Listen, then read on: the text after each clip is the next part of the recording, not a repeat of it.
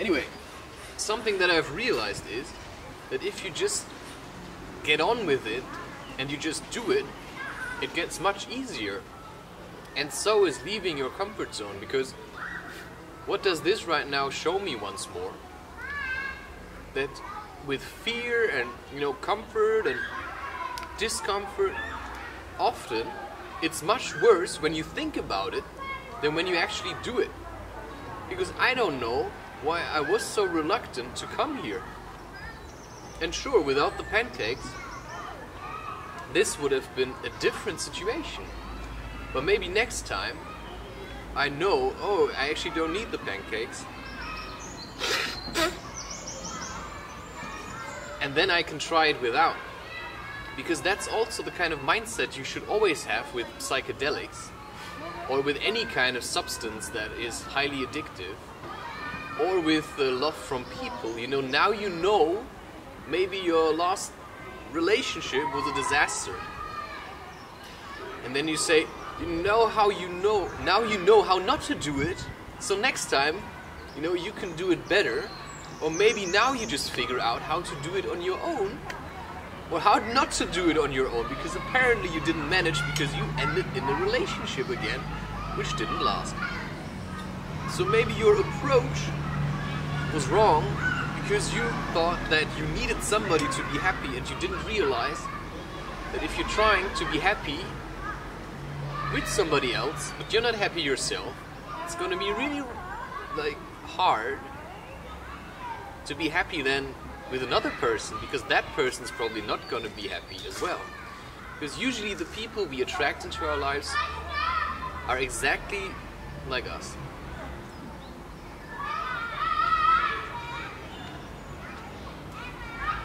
And that's what you may call then the law of attraction.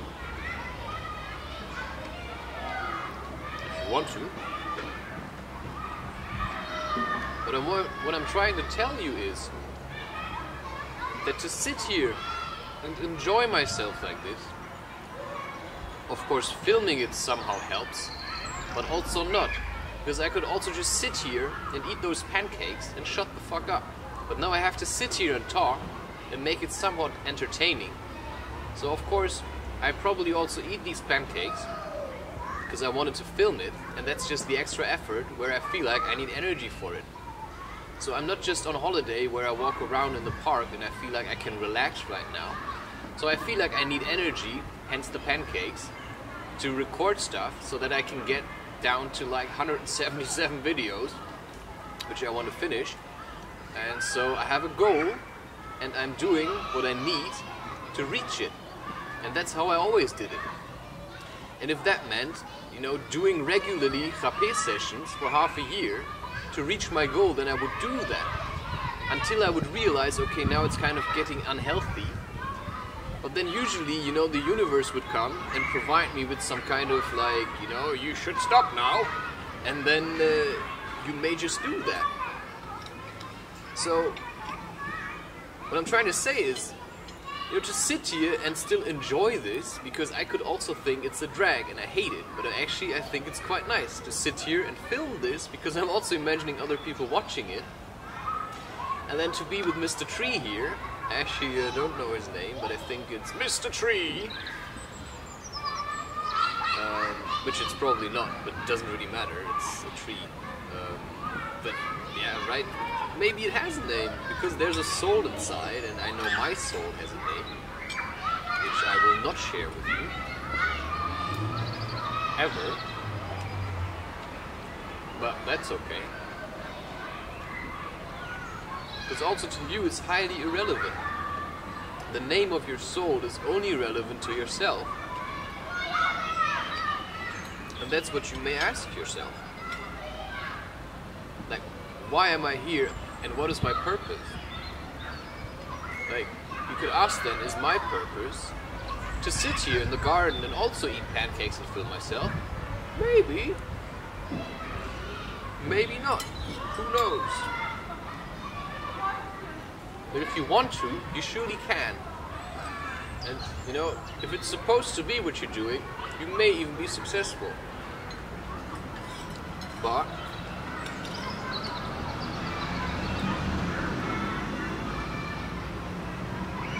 So what I was trying to say, this kind of mindset, where I see everything as kind of, you know, the Garden Eden, as some kind of paradise. It's a mindset I worked for. So I know how to get there. I know the methods. And I know that psychedelics, it's a dead end. You know, you can help, you know, you can use it along the way sometimes to help you maybe get some kind of new insight. But you should never just do psychedelics for the fun of it. Like, at least you should be a bit afraid. So, if you feel like doing psychedelics in the forest at night, and you've done it already 10 times, and it doesn't scare you anymore, then don't do it. Then wait until it's so uncomfortable to do it, and then do it. Because otherwise, it's pointless. You have to be a bit afraid to do it. Because otherwise it's just gonna be like eating pancakes with sugar.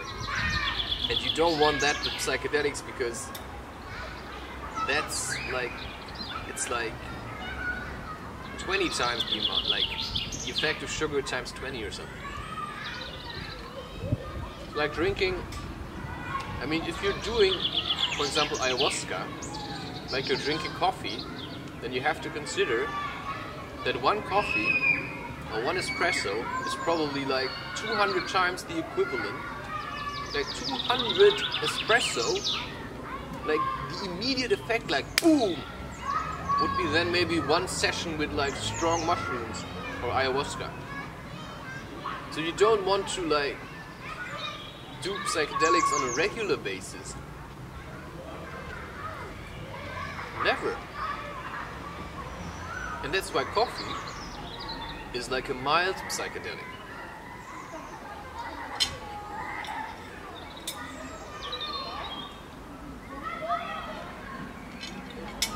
So, of course my methods work for me, because I figured them out. Because it's my prison I want to escape from. And the prison is only in your mind. So it's your mindset. Right? You're set for hell because you believe that you're a piece of shit, and that's why you should suffer. Because people as a child already told you that you're a piece of shit, and they shouted at you for it, but actually, you know, they thought they themselves were pieces of shit, but they were projecting that belief and the way they were treated as children onto you, so it also wasn't really their fault, so you can accept what happened to you as a child, and forgive them, and then continue with your life. And of course, when I'm saying that right now, it may make sense, or it may make no sense at all, but to me it definitely makes sense.